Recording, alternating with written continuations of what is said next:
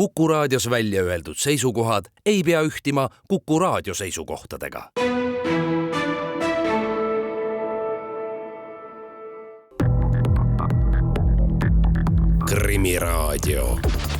Krimiraadio. Tere taas, on teisipäev, kell on 7 minutit üle 1 ning loomulikult on sel ajal eetris Krimiraadio. Saatejuhtideks nagu ikka on ajakirjanikud Raul Ranne ja Karel Reisenbuk. Meiega on ka multitalendist ekspert Andres Anvelt, endine tipppolitseinik, minister ja kirjamees, kes tänasel päeval jagab oma kogemusi eraäris.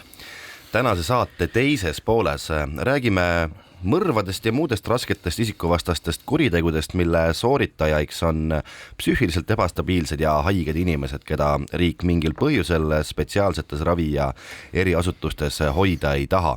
Probleemi ulatust ja tõsidust aitavad meile selgitada Hisko Vares, kes on teatavasti Põhja-Politsei prefektuuri kriminaalbüroo isikuvastaste kuritegude talituse juht ning samuti Ida-Harju jaoskonna juht Inna Toater. Aga enne räägime sellest, kuidas tabatakse ja kohtu ette tuuakse rahvusvahelised tagaotsitavad kurjategijad. Kuidas üldse on korraldatud rahvusvaheline koostöö ajal, kui kogu kuritegevus on suurel või väiksemal määral rahvusvaheline? Selleks, et pilt oleks selgem ja jutt konkreetsem, oleme stuudiosse kutsunud Politsei- ja Piirivalveameti rahvusvahelise operatiivinfobüroo politseimajori Reijo Valgjärve. Tere tulemast Krimiraadiosse. Tervist ja aitäh kutsumast. Reijo, sa oled juhtinud mitmeid rahvusvahelisi tagaotsimisi. Milline viimasel ajal lahendatud juhtum on sulle enim meelde jäänud ja miks?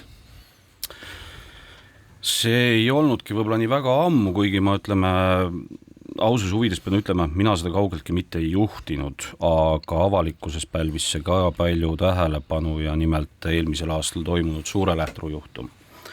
Et see oleks üks sellistest viimastest ja suurematest, eriti veel ehk selle tõttu, et kahtlustatav siis tollel ajal saadi kätte 3. riigist ehk siis väljaspool Euroopa Liitu. Mis selle olukorra keeruliseks teeb või keerulisemaks? Sest meil on Euroopa Liidus tegelikult päris palju, tunduvalt rohkem politsei koostööks, vahendeid, organisatsioone, infosüsteeme ja nii edasi kui 3. riikidega, mille jaoks on ka olemas oma organisatsioon Interpol, mille liikmeid on tänaseks 196, kui ma ei eksi. Nii et peaaegu kogu maailm, mõni üksik riik ei ole, näiteks Põhja-Korea ei ole. Ja. Ma jätaksin hea meelega selle Suurelähtru ja sellega seotud inimeste juhtumi natukene kõrvale, sest sellest on palju räägitud ja me oleme seda nagu siit ja sealt poolt ka siin oma saates menetlenud. Kuid meenub üks teine näide. Mullu novembri lõpus toodi Taimaalt Eestisse seal tabatud Eesti kodanik, kes oli tagaotsitav ja nagu putku pannud juba alates 2017. aastast.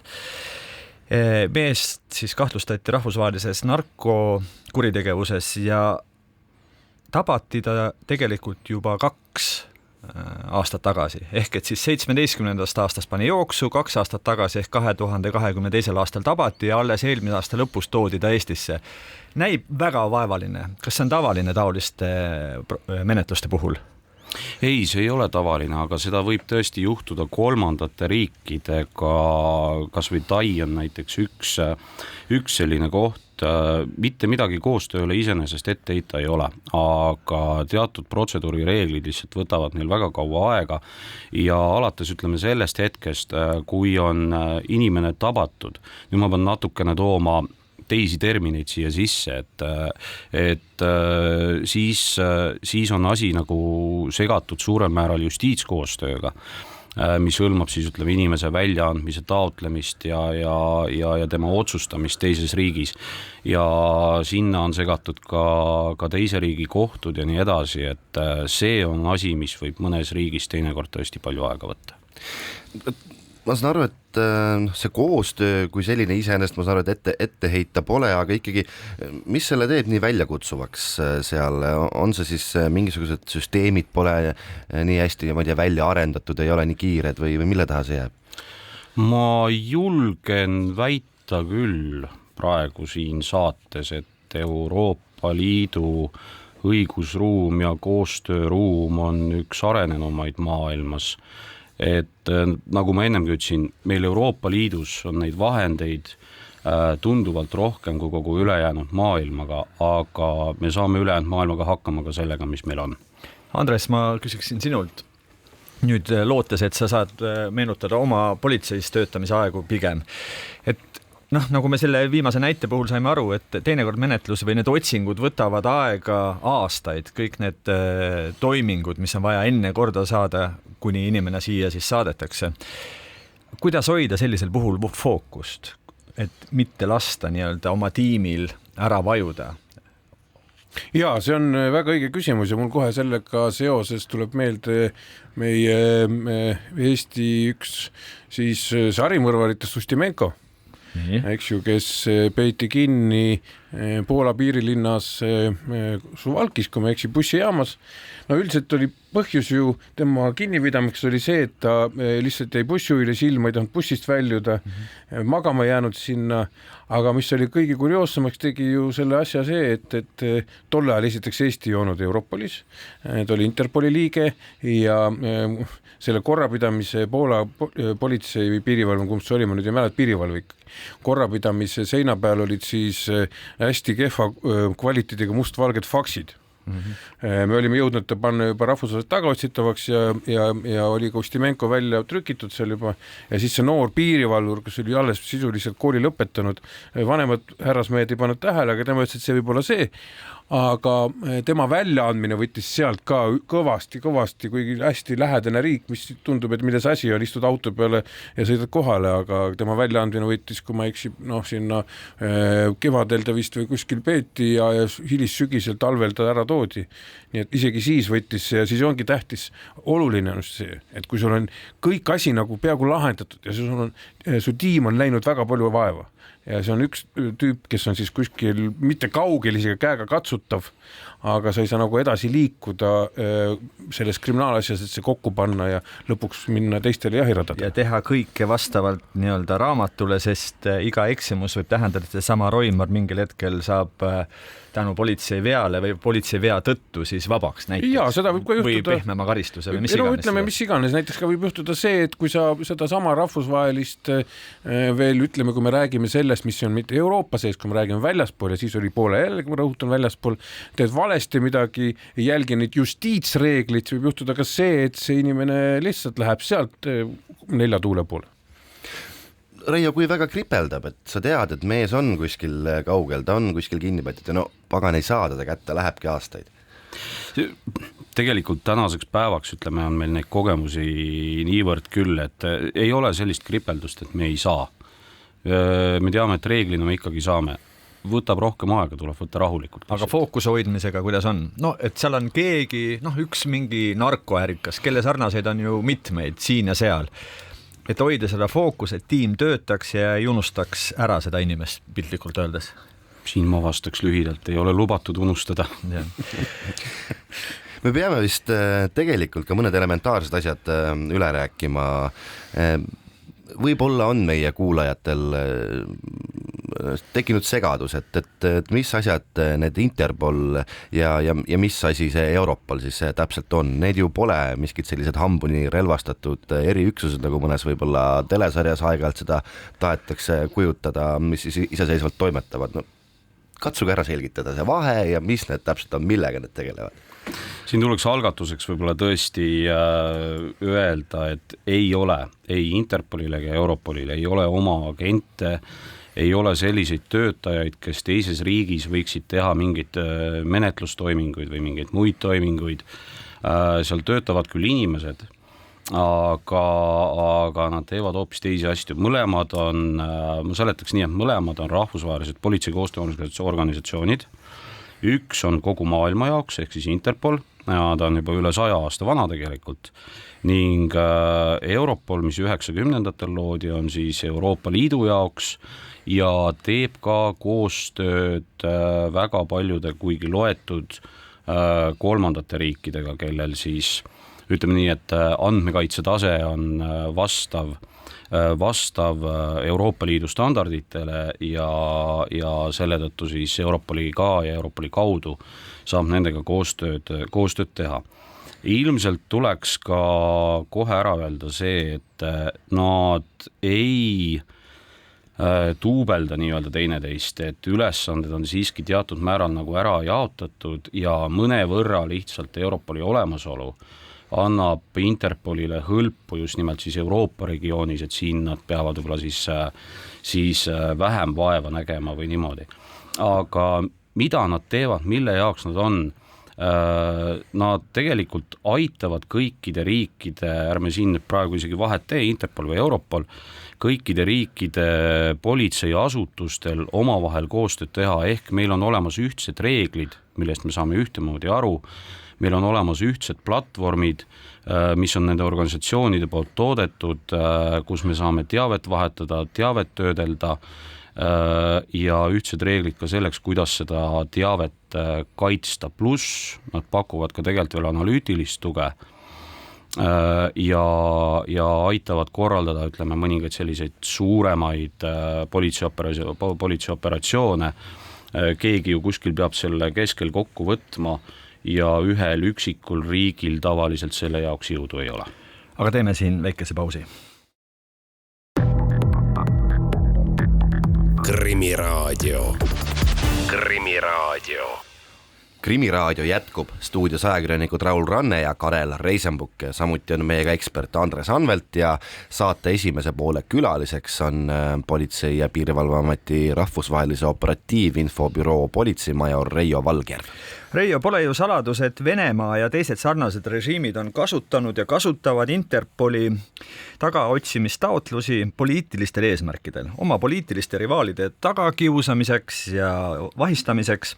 Kuidas Eesti politsei ja ka muu maailm hindab selliste taotluste usaldusväärsust ja milliseid meetmeid nende kontrollimiseks rakendatakse? Ei no, ütleme nii, et enam-vähem kõike, mis praegusel ajal Venemaa poolt tuleb, ei saa tegelikult usaldusväärseks üldse lugeda ja tuleb kontrollida. Esimene meede selle jaoks, mis on tegelikult Interpolis endas. Et ütleme nii, et Interpol ei ole lihtsalt mingi toru, kust info kontrollimatult läbi käib, neil on olemas ka enda õigusosakond, on olemas ka sõltumatu nii-öelda andmekaitsekogu, CCF ehk Commission for the Control of Interpol Files, kes peab selliseid taotlusi kontrollima ja nii see täna kusjuures käibki, Venemaa taotlused kontrollitakse läbi ja vaadatakse läbi, kas ei ole seal tegemist siis poliitilise tagaotsimisega või millegi sellega, mis oleks põhimõtteliselt Interpoli põhikirja vastane. Meil on avalikkuses ennem ka sellest juttu olnud, see on nende põhikirja kurikuulus artikkel 3, mis keelab siis militaarsetel, poliitilistel, usulistel ja rassilistel põhjustel tagaotsimise. Nii et see kontroll on tegelikult olemas, mis ei tähenda seda, et nad ei prooviks, aga see kontroll on väga tõhus. Andres, see on ju tegelikult nii-öelda habemega teema, et Venemaalt tulevad taotlused, vahistamistaotlused Interpolile, kusjuures sageli need poliitilised taustad on peidetud ikkagi mingisuguse fabritseeritud kuriteo taha, nagu see oli näiteks Aleksei Navalny puhul. Et seal oli mingisugune kriminaalne lugu, mille pärast justkui seda kinni võtta taheti ja keegi ei rääkinud poole sõnagagi, et ta on Putinile kõige suurem rivaal ja suurim opositsiooniliider. Mis oli tegelik põhjus? No nii on. Asi on selles, et Venemaa on ikkagi nende traditsioonidega riik, mis tuleb ju Nõukogude Liidust, eks ju, ja dissidentidele ju leiti tihti peale mitte nii-öelda poliitiline paragrahv, igasugune muu paragrahv Nõukogude ajal, ma ei tea, isegi üks valuuta omamine või mis iganes, või isegi see, et sa ei käi ilusti tööl, parasiit oled ja ka tänapäeval on nende paragrahvi leidmine lihtne. Teine asi, minu enda kogemus sellest ajast 90-ndatel, kui ma käisin päris palju korra kuus vähemalt ilusas linnas Lyonis, kus toimusid siis, Lyonis on nimelt Interpoli peakorter, kus toimusid siis erinevad koosolekud, töörühmad. Mul jäi tookord silma, et Interpoli peamajas oli kuidagi kahtlaselt palju vene keelt kõnelevaid inimesi, kes olid siis seal, ütleme, põhikohaga tööl või siis olid Venemaa esindajad pigem põhikohaga tööl ja see kõik oli ikkagi ju, ma arvan, ja siiamaani on teatud eesmärgiga, et hoida mõju rahvusvahelises organisatsioonis ja kui see rahvusvaheline organisatsioon aitab hoida sul oma riigis inimesi kontrolli all, sa tead seda, et kui sa sealt riigist ära lähed, kui sa tänapäeval paned Venemaal selle uue paragrahviga, mis on ekstremism, eks ju, mille ta on pannud enamus teisitimõtlejaid, siis on Interpoli kindlasti lihtsam sealt välja selekteerida, aga kui sa paned talle näiteks mingisuguse muu, nagu Navalnõi puhul, mingi majanduskuriteo või midagi muud sellist, siis kes seda tegutseb kontrollida, Interpolil ei ole seda võimekust kontrollida Venemaa uurimise objektiivsust või üldse sisu. Ja nii tihti juhtubki, et näiteks kui riigid otse välja ei anna inimest Venemaale, siis nad hakkavad seda inimest kummitama ja teevad temast pantvangi, ülemaailmse pantvangi siis läbi Interpoli. Aga ma jätaksin hea meelega need Venemaa asjad, sellepärast et kui juba otsapidi Venemaast hakkad rääkima, siis võid seda teha saate lõpuni, aga meil on muid teemasid ka. Näiteks tehnoloogia. Ikka küsitakse alati, et kuidas tehnoloogia areng on muutnud olukorda. Küsime ka nii, et kas tehisintellekt ja selline suurandmete analüüs on teie tegevust ka midagi muutnud, Reio, et kuidas need lahendused näiteks on muutnud sellist tagaotsimiste taktikat ja tulemusi? Ma arvan, et me täna veel ei saa rääkida suurtest muutustest, mida me igapäevaelus rakendame. Küll võib-olla lähitulevikus ehk oleks see võimalik, sellepärast et täna siiski ma ütleksin, et õiguskaitse on alles selles staadiumis, kus ta kaardistab erinevaid võimalusi, kuidas saaks tehisintellekti selle kasutada meie töös, millised võimalused selleks on ja nii edasi, et täna veel mitte. Kas võib juhtuda siis, et mõni rahvusvaheliselt pikki aastat taga otsitud kurjategija tilbendab kuskil kaamera ees või jätab seal Taimaal või kuskil mujal teisel pool maailma jälgi, aga te ei saa siin midagi teha, sest seadusandlus veel ei ole selles osas järgi jõudnud ja teil puuduvad nagu võimalused nende andmete järgi ja nende piltide järgi mingisugust tööd teha? Põhimõtteliselt küll ja ma ausalt öeldes ei kujuta ette isegi, et see sama näide jätab kuhugi kaamerasse oma jälgi, et nägu on nähtav ja mingisugune tuvastusprogramm teeb ta juba selgeks, aga teil... Aga jah, see ei oleks ju meile nähtav, et ta on nähtav nagu siiski ainult sellele riigile ja igal riigil ei ole ju tegelikult sellist tehnilist võimekust, et üldse, kui me räägime tervest maailmast, siis see tase on tegelikult väga erinev, et lõppude lõpuks ka selle koostöö nii-öelda kvaliteet sõltub lõpuks nendest omavahel, kes seda koostööd teevad, mitte niivõrd siis sellest organisatsioonist, kes aitab seda teha ja kes vahendeid annab selle jaoks. Rahvusvahelistel tagaotsimistel puutute te kindlasti sageli kokku ka kultuuriliste ja keeleliste erinevustega. Kuidas nendest barjääridest kuidagi edukalt üle saada? Tõlgid on üks vahend, kelle puhul, aga ütleme nii, et tegelikult sellise kultuurilise eripäraga veel rohkem hiljem peavad kokku puutuma ja nendega arvestama kinnipidamisasutused, kelleks nagu politsei ei ole. Et menetlustoimingute tegemisel loomulikult peab teadma, mis see on ja eks seda tehakse ka, kas case by case või siis on meil eksperdid endal politseis olemas, kes ütleme kultuurilist tausta teavad ja siis arvestavad sellega vastavaid toiminguid tees. Muide, milline on olnud kõige sellisem eksootilisem koht või selline kõige rohkem kultuuriliste eripäradega koht, kus kohas te olete pidanud toimetama, kus kohas te olete pidanud mõne inimese ära tooma? Mõne inimese ära tooma. Kui me räägime nüüd koostöös teise riigi politseiga, siis seal see kultuuriline eripära nüüd nii suurt rolli ei mängigi ausalt öeldes, et politsei on politsei ja peab oma ülesannet täitma nagu põhimõtteliselt igal pool. Aga ega need sellised eksootilisemad kohad, üks meil käis juba siit läbi, eks ole, Tai. Et jah. kuigi nii arvestades seda, kui palju seal käiakse, siis ta nii eksootiline ehk ei olegi. Ma ise lootsin, et äkki ikka kuskilt Tongalt on ka tulnud tuua mõni Eesti politseist pakku läinud kurjategija ära. Tonga ei tule pähe, aga Maroko näiteks. Ja.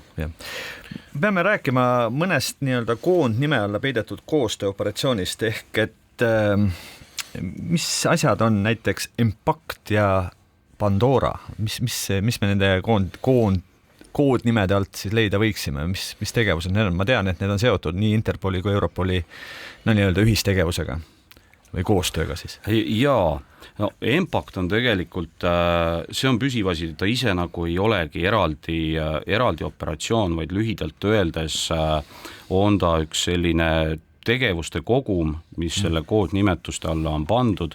Asi hakkab peale jälle riikidest endast. Ma ennem rääkisin, et organisatsioonid pakuvad ka analüütilist tuge. Analüüs on Europoli väga tugev põhitegevuse osa. Nad koostavad ka näiteks Euroopa Liidu organiseeritud ja tõsise kuritegevuse ohuhinnangut, mis siis tehakse riikide sisendite põhjal. Sealt joonistuvad omakorda välja siis prioriteedid ehk siis kõige rohkem probleeme valmistavad kuritegelikud ilmingud, kuritegevuse valdkonnad, Euroopa Liidu ülesed ja nendes valdkondades omakorda siis lepitakse kokku konkreetsed tegevused, mis võivad olla küll seinast seina, need võivad olla koolitustest konkreetsete operatsioonideni välja ja mida siis eraldi veel Euroopa Liidust omakorda rahastatakse, et selle asja nimetus ongi tegelikult Impact, aga selle keskel asetseb jällegi Europol. Ma saan aru, et me võiksime täna muidugi palju rääkida, aga nagu me kella pealt näeme, siis aeg on lennanud jälle väga kiirelt ja meil on jäänud viimane küsimus lõpetuseks. Millist arengut või muutust sooviksite te tulevikus näha just nimelt selles rahvusvahelises koostöös, et see oleks veel tõhusam? Ma võib-olla esmalt küsiksin seda Andreselt, kes on nagu võib-olla tunneb seda maailma, aga saab seda kõike natuke eemalt vaadata tänasel päeval, et mis sulle tundub, mis on see kitsaskoht, kus me võiksime olla paremad? Väga lihtne ja kiire vastus. Eestis on ka üks teine organisatsioon, Euroopa IT-agentuur EU-LISA, kes tegelikult toodabki enamus asju sisejulgeoleku peale, siseturvalisuse peale, neid erinevaid arvutisüsteeme, mida Europol või Schengen saaksid kasutada. Mis asi võiks olla parem? Et need protsessid Euroopas, kuidas ühildada neid andmebaasi, omavahelist suhtlemist ja sukst moodna sõna kui interoperability ehk süsteemide suhtlus oleks kiirem. Need on tõesti kahjuks väga aeglased, seda ma ütlen oma siseministri mälest. Reijo? Mul on Andresega täiesti nõus ja interoperability on tegelikult see, mille poole iseenesest praegu Euroopa Liidu õiguskaitse liigub ka. Nii et mõne aasta möödudes on see meil ehk olemas. Sellega tuleb saade kokku tõmmata. Politsei- ja Piirivalveameti rahvusvahelise operatiivinfobüroo politseimajor Reijo Valgerv, me täname sind saatesse tulemist ja tegelikult ei tõmbame mitte saadet kokku, vaid tõmbame selle saate osa kokku ja lähme siit väikesele pausile, pärast mida võtame ette hoopis ühe teise huvitava teema. Krimiraadio. Krimiraadio jätkub, ent saate teises pooles peame hakkama saama ilma meie eksperdi Andres Anveltita ning samuti hea kaassaatejuht Raul Ranneta. Selle asemel aga on meil stuudios teised head eksperdid. Räägime suurest murest, mis on viimastel aegadel hakanud üha sagedamini politsei töölauale ilmuma. Kõlab ehk esmapilgul uskumatult, kuid nagu selgub, on meil Eestis vabaduses ports kurjategijaid ja ka potentsiaalseid kurjategijaid, kellega pole sisuliselt mitte midagi peale hakata ega neid kusagile panna. Mis probleemiga tegu täpselt on ja milles see täpselt seisneb, sellest räägivad meile täna isikuvastaste kuritegude talituse juht Isko Vares ja Ida-Harju jaoskonna juht Inna Toater. Tere tulemast Krimiraadiosse! Tere! No, millisest probleemist me tegelikult siis räägime? Mis on see, miks politsei täna nii mures on? No probleem iseenesest on tõepoolest suur. ehk siis dementsed isikud, kes meile kõvasti peavalu viimasel ajal valmistavad ja just selle tõttu, et täna ei ole õiget kohta, kus neid inimesi hoida, et on olemas vangla, aga vanglasse nad ei kuulu oma nii-öelda haiguse tõttu ja teistpidi on olemas haigla, aga kuna nende haigus ei ole enam ravitav, siis ei kuulu nad ka sinna. No kui selgelt on näha seda, et Eesti on kuidagi, kuidas ma siis ütlen, märgatavalt rohkem meelte segaduses kui varem. Ma ei tea, Inna, kas teie oma töös kuidagi näete mingit erilist kasvu?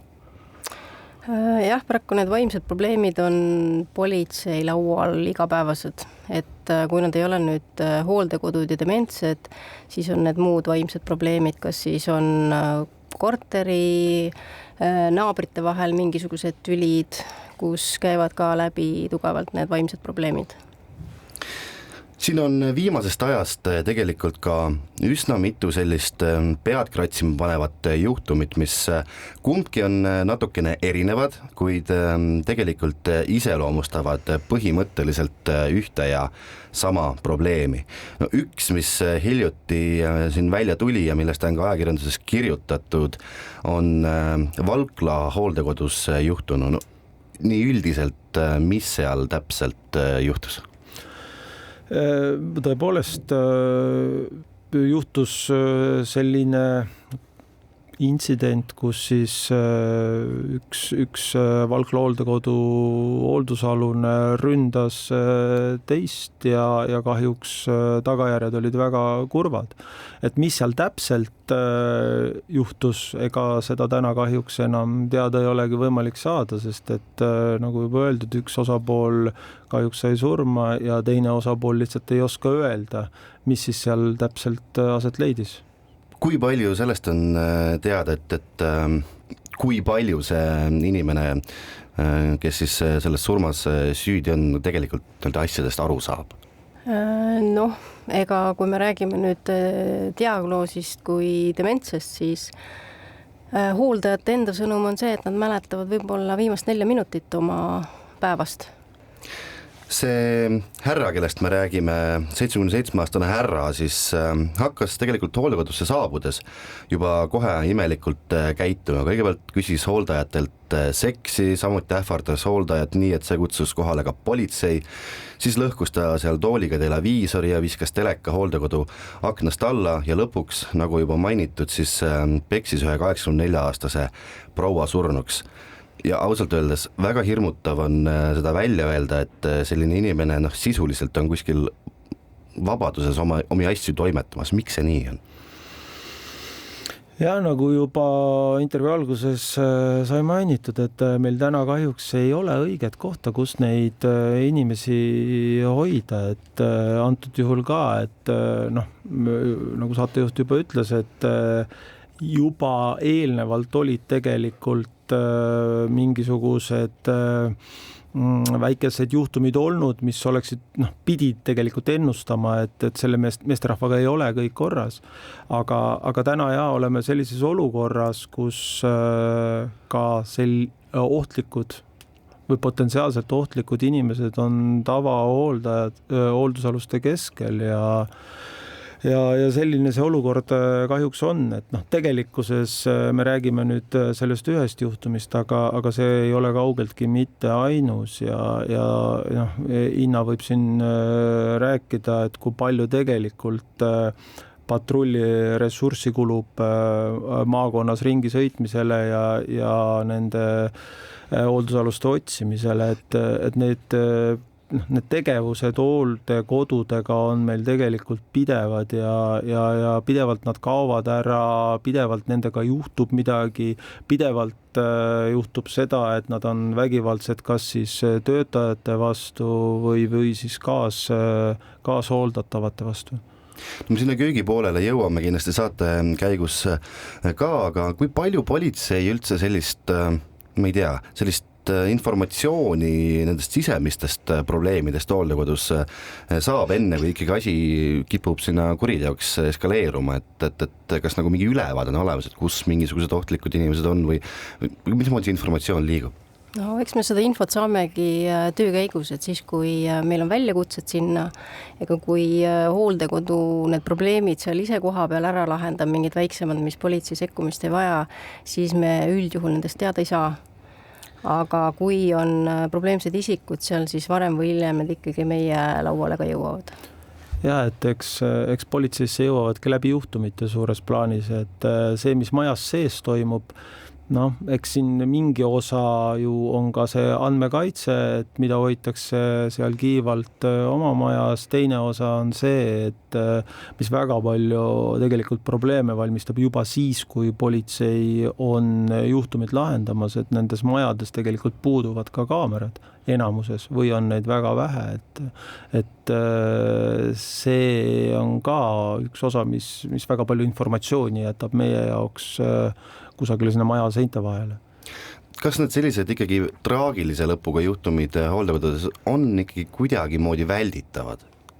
Kindlasti on esiteks juba need inimesed, kes potentsiaalselt on ohtlikud, et täna me räägime küll, eks ju, sellest Valkla loost, kus inimene juba oli hooldekodus, aga tegelikult meie laual on ka juhtumid, kus tapjad, kes on selle tapmiseks kinni peetud ja kohtu alla antud ja ekspertiisi käigus tuleb välja, et ta tegelikult on dementne, ta ei ole haige ja ta ei saa oma tegudes vastutada, siis täna kahjuks peame tõdema, et need inimesed ka samamoodi suunatakse hooldekodusse ja nad on teiste keskel.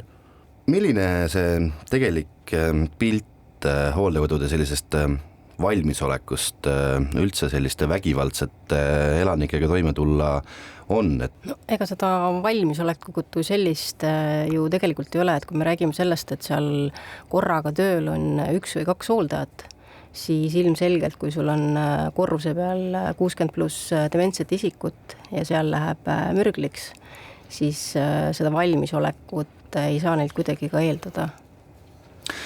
Aga teeme siin ühe väikese pausi ja oleme peagi tagasi. Krimiraadio. Krimiraadio jätkub, stuudios on saatejuht Karel Reisenbuk ning meil on stuudios külas Põhja-Politsei prefektuuri isikuvastaste kuritegude talituse juht Isko Vares ning Ida-Harju jaaskonna juht Inna Toater ja teemaks psüühiliselt haiged, kellel on kalduvus kuritegevusele, kuid keda meie riik kas siis ei oska või ei suuda ohjata. Üks teine ausalt öeldes väga hirmutav lugu, mis on ka ajakirjandusest taaskord läbi käinud ja millele ka ilmsesti Isko siin viitas, on lugu 23-aastasest mehest nimega Fjodor Kogutjuk, kes siis tappis loomulikult kiviõlis oma joomakaaslase, lüües talle noa silma. Ehkki kohtus on üsna selgelt ju tegelikult välja tulnud, et tegelane on sisuliselt nõdrameelne, siis mingi viimane ekspertiis jällegi ütles, et tal ikkagi sundravi järele vajadust nagu ei ole ja vabandust, aga ma pean otse küsima, et kas meie kohtuarstlikud ekspertiisid ikkagi on pädevad, kes nagu ütlevad selliste inimeste kohta, et neil ei ole vaja mingisugust sellist ravi. Et nad sobivad kuidagi tavahooldekodusse, tavaühiskonda. No seda mina kindlasti ei julge öelda, et kas eksperdid on pädevad või ei ole pädevad, aga dementsus iseenesest ei ole ravitav, et kui ta on jõudnud mingisugusesse staadiumisse, siis paraku nii on, et nagu ka juba intervjuu alguses sai öeldud, et meil ei ole seda õiget kohta, et kus sellised inimesed hoida. Et vanglasse nad ei kuulu, kuna nad ei orienteeru enam ajas ruumis ja samamoodi, kuna see haigus ei ole ravitav, siis haiglasse nad samamoodi ei kuulu, ehk siis neid ei saa enam ravida. Ehk siis selle jaoks olekski vaja neile niisugust hooldekodu, kus nad siis oleksid niisugust eritingimustes, et nad ei saaks teistele viga teha. No just, see oleks olnudki minu järgmine küsimus, et kas meil oleks vaja täiesti mingit sellist nii-öelda vanglalaadset eraldi raviasutust. Praegu on ju iseenesest vanglad pooltühjad ruumi, nagu võiks ju jaguda, et mis laadi see asutus peaks olema? No eks selle ma jätaks nagu ekspertide hinnata, et milline see koht õige on sellistele inimestele, aga kindlasti ei tohiks sellised vägivaldsed inimesed kuidagi pidi kokku puutuda tavaliste hooldatavatega, kellel lihtsalt oma tervislikus seisundi tõttu on sinna hooldekodusse sattunud, et kindlasti see peab olema hoopis teise režiimiga ja kindlasti nagu juba Inna ütles, et hooldajaid on vähem, et need inimesed nõuavad palju rohkem hooldajaid ja seal peavad olema hoopis tugevam turvaelement sees. Sest täna me räägime ju, mis teenused meil on üldhoolekandeteenus ja erihoolekandeteenus. Et meil põhimõtteliselt on valida 2 teenuse vahel, kui ta just ei kuulu nüüd haiglasse, et aga nagu Iisko juba korduvalt mainis, dementsed haiglasse ei kuulu, neid ravida ei saa, et siis ongi 2 varianti, kas ta nüüd läheb erihoolekandeteenusele, mis on siis osalt kinnine, aga sellega on ka see probleem, et kui ta jõuab pensioniikka, siis ta automaatselt viiakse üle üldhooldusteenusele. Kuidas praegu kontrollitakse või kas politseil on mingisugune ülevaade, et kui te näiteks olete alustanud mingisuguse kriminaalmenetluse, teatud põhjustel selle lõpetanud, et kuhu see isik pärast seda paigutatakse? No me täna tegelikult hästi palju räägime üldse nagu politsei nurgalt seda asja, et tegelikkuses kui ta läheb vanglasse, loomulikult meie seda teame, aga kui ta nüüd on hooldusasutuse klient, siis ta on pigem sotsiaalvaldkonna probleem, kui nii võib öelda, ja nemad peaksid tegelikult jälgima selle inimese edasist elu ja et ta saaks võimalikult hea hoolduse. Nii et kelle kapsaida see kivi siis visata? On meil, mis süsteemi osa see nagu meil nõrk on praegu? No, tundub ikkagi, et jõuda sinna sotsiaali poole läheb. Ma ei taha öelda, et kivi on vaja kellegi kapsaaeda visata, vaid me peame lihtsalt üles ärkama ja aru saama, et järjest rohkem selliseid inimesi meil tekkima hakkab, sest et esiteks juba see asjaolu, et rahvastik vananeb, tekib rohkem eakaid inimesi, kellel võib see natukene keerulisemaks see elu lõpp osutuda. Teiseks, meil on hästi palju alkohoolikuid ja narkomane ja pikaajalise staažiga ja teatavasti see ei mõju ka just inimese aju tervisele kõige paremini, kui sa oled juba 30 aastat mõnuainetega elanud. Mis oleks need mingisugused konkreetsed asjad, et mida muuta, et potentsiaalsed ohtlikud isikud oleksid kuidagi paremini jälgitavad ja ohjeldatud, et ütleme, et praegu öeldakse, et jah, et me sellist eraldi asutust teha ei saa, aga midagi saaks ju paremaks teha. No kui üldse suuremat pilti vaadata, siis mina jään jätkuvalt enda seisukoha juurde, et meil Eestis peaks kiiremas korras tekkima vaimse tervise EMO, mis iganes selle nimetus on, aga tegelikult selline koht, kus siis lähedased inimene ise saab tulla ja oma probleemiga tegeleda. Täna julgen väita, et see ahel, et sinna arsti juurde pääseda on liiga pikk, et pereõed, perearstid, et inimene tüdineb või väsib eelnevalt juba ära, kui ta kusagil selle abi kätte saab. Üldisemalt rääkides, kui jätta hetkeks kõrvale need juba kurvalt ja halvasti lõppenud olukorrad seal hooldekodudes, siis nii-öelda põllult vaatleja pilguga, siis ma ei tea, milliste kuritegude või üldse juhtumite puhul hooldekodudest enim teateid tuleb? Mis tüüpi need on? No eks 2 valdkonda ongi, need kõige põhilisemad ongi kas agressiivsed kliendid seal, need hoolealused, et kas nad siis on agressiivsed töötajate suhtes või siis teiste hoolealuste suhtes või siis on kadumised.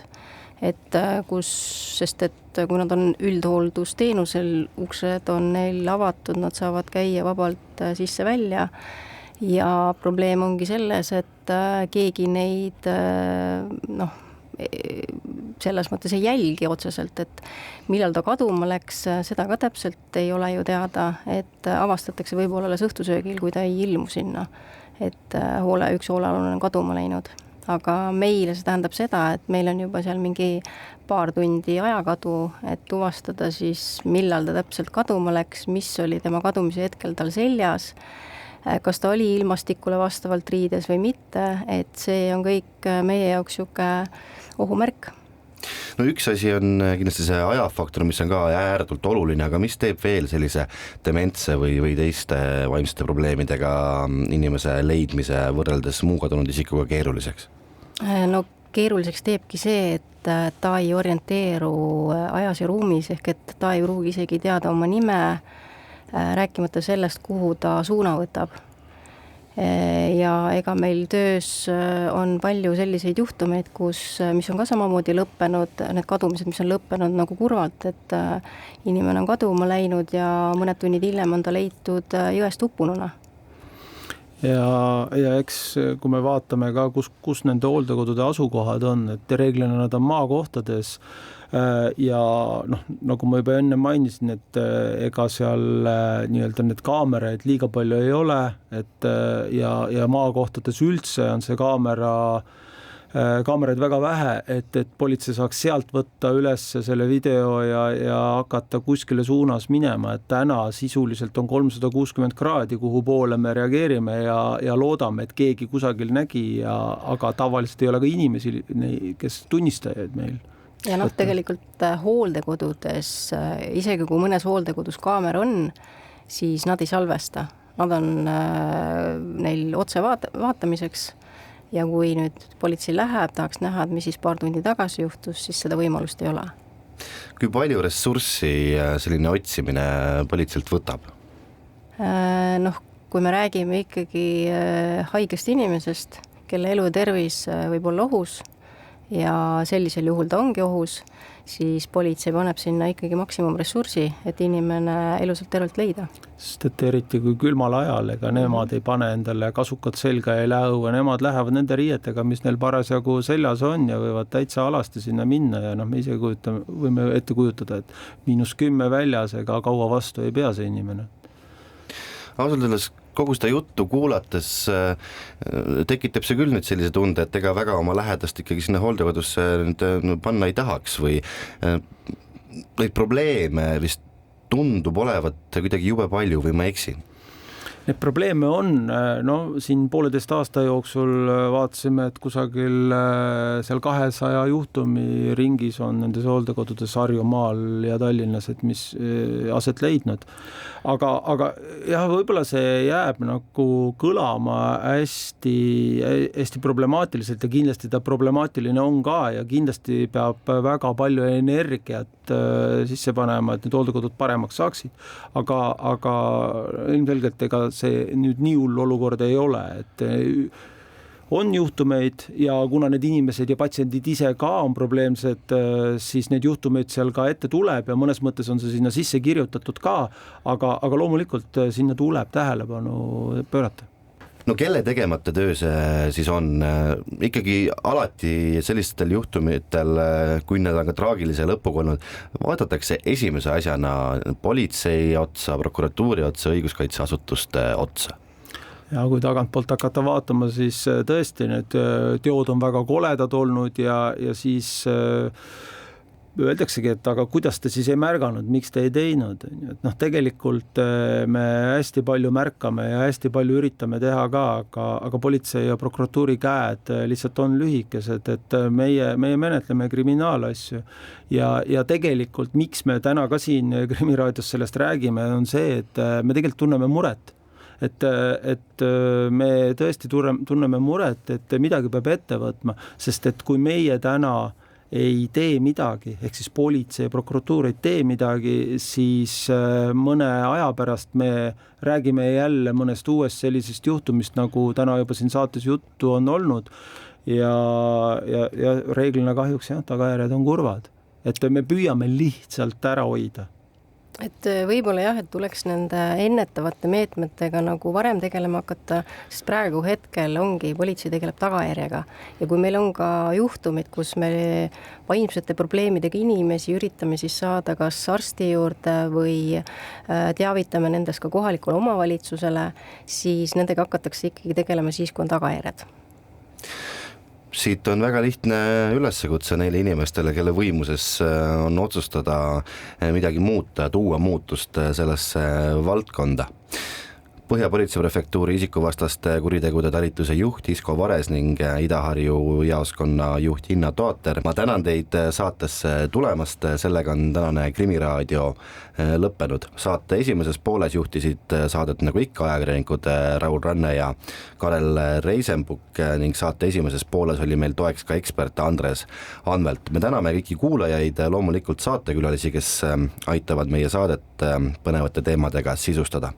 Järgmine Krimiraadio on eetris juba järgmisel teisipäeval mõni minut peale kella 1. Kuulmiseni. Krimiraadio. Krimiraadio.